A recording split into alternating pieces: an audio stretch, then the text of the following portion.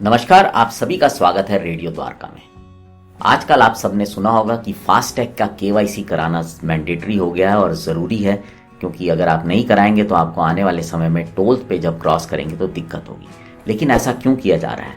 इसके किए जाने के पीछे जो NHAI ने उद्देश्य बताया है वो ये बताया है कि इससे जो टोल कलेक्शन सिस्टम है वो बहुत इफेक्टिव हो जाएगा और बहुत सुविधाजनक हो जाएगा कंज्यूमर के यूज़ करने के लिए। अब आते हैं पहली मुद्दे पे कि मेरा फास्टैग का केवाईसी अपडेटेड है या नहीं। ये कैसे पता चलेगा? देखिए, इसके लिए बहुत सिंपल सी चीज़ें हैं। अगर आपका फास्टैग का केवाईसी अपडेटेड नहीं होगा तो या तो आपके पास ईमेल आएगा जहां से आपने इशू कराया, या आपके पास SMS आएगा, आपके पास किसी प्रकार की सूचना आएगी। इसलिए आप अपने जो मैसेजेस हैं उनको ध्यान से रखिएगा, मेल्स को थोड़ा ध्यान से देखिएगा ताकि आपको इसके बारे में सूचना मिल सके। अब आते हैं दूसरे पॉइंट पे कि मेरा अगर फास्टैग NHAI से इशू हुआ है तो मुझे कैसे उसका केवाईसी अपडेट कराना है। तो सबसे पहले बात करते हैं कि अगर आपका फास्टैग NHAI से इशू हुआ है तो आपको क्या सिंपल स्टेप्स फॉलो करने हैं। तो सबसे पहले आप जाएं इस वेबसाइट पर। इस वेबसाइट का नाम है fastag.ihmcl.com। इसका लिंक जो है वो डिस्क्रिप्शन बॉक्स में भी दिया हुआ है और आपको दिख रहा होगा सामने भी। और जब आप इसको क्लिक करेंगे तो आपके पास ये स्क्रीन खुल जाएगी। यहाँ से आप लॉगिन कीजिए। लॉगिन में आपको ऑप्शन दिया हुआ है मोबाइल नंबर का। मोबाइल नंबर डालिए, उसको एंटर कीजिए। उसके बाद आपके पास OTP आएगा और अपना OTP आने के बाद आप अपना कैप्चा जो नीचे दिया हुआ टाइप करके लॉगिन कर सकते हैं। अगर आपका केवाईसी किसी बैंक से इशू हुआ होगा, इनका डाटा में नहीं होगा, तो ये आपको बता देंगे कि इनके डाटा में आपका मोबाइल नंबर नहीं। तो इसका मतलब फिर आपने अपने बैंक से फास्टैग इशू कराया होगा। अब अगर आपका NHAI का ही आपका फास्टैग इशू कराया हुआ है तो जब आप लॉगिन करके अंदर जाएंगे तो यहाँ पर आप डॉक्यूमेंट्स जमा कर सकते हैं और ये प्रोसीजर सब बहुत आसान है। ये तो था अगर आपका फास्टैग NHAI से इशू हुआ है। अगर अब आप बात करते हैं दूसरा ऑप्शन, अगर आपका फास्टैग किसी भी बैंक से इशू हुआ है तो भी उसका प्रोसीजर बहुत सिंपल है।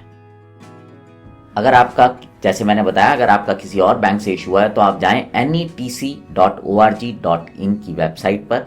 यहाँ पर रिक्वेस्ट फॉर NETC फास्टैग पे आप जाइए। इसका लिंक नीचे डिस्क्रिप्शन बॉक्स में दिया गया है।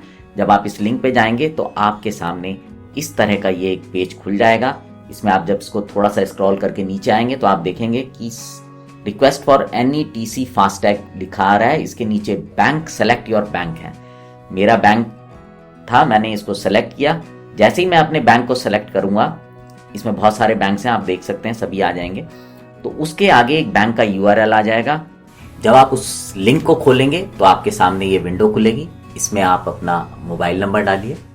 मोबाइल नंबर डालने के बाद आप देख रहे हैं नीचे वेरिफिकेशन कोड आ रहा है। मेरे बैंक में आ रहा है, आपके अपने बैंक में हो सकता है कुछ इस तरह का ही प्रोसीजर हो या कुछ इससे अलग हो।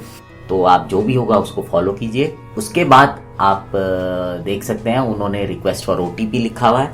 इसको प्रेस कीजिए। इसको प्रेस करेंगे, उसके बाद आपके पास OTP आ जाएगा जो कि 30 सेकंड के अंदर मेरे इस बैंक में दिखा रहा है। आप अपने बैंक में चेक कर लीजिएगा। OTP डाला।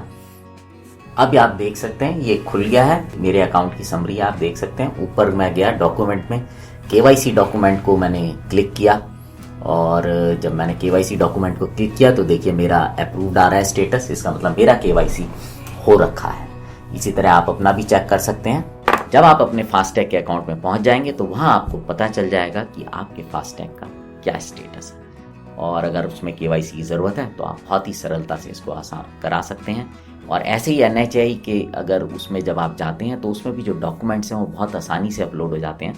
हालांकि उसमें प्रोसेसिंग में वो 3 से 7 दिन का समय लगता है। तो एक चीज़ और बताना चाहूँगा कि अभी फ़िलहाल इसकी डेट जो है वो एक्सटेंड करके 29 फरवरी तक कर दी गई है। तो आप इस बात का भी ध्यान रखें कि अगर आपको कहीं ट्रैवल पे जाना है या आपकी गाड़ी में आजकल तो पार्किंग और हर जगह भी ये यूज़ होने लग गए हैं, तो आप एटलीस्ट 7 दिन का मार्जिन लेके, स्पेशली अगर आपका NHAI से लिया हुआ फास्टैग है तो 7 दिन का मार्जिन जरूर लेके इसको कराएं। उम्मीद करता हूँ ये जानकारी आपके लिए लाभदायक होगी। अगर आपको अच्छी लगी हो तो इसको अपने मित्रों के साथ भी साझा कीजिएगा, क्योंकि बड़े बड़े ज्ञानियों ने कहा है कि जो ज्ञान है वो बांटने से और बढ़ता है। अब आपसे विदा लेते हैं। बने रहें रेडियो द्वारका के साथ।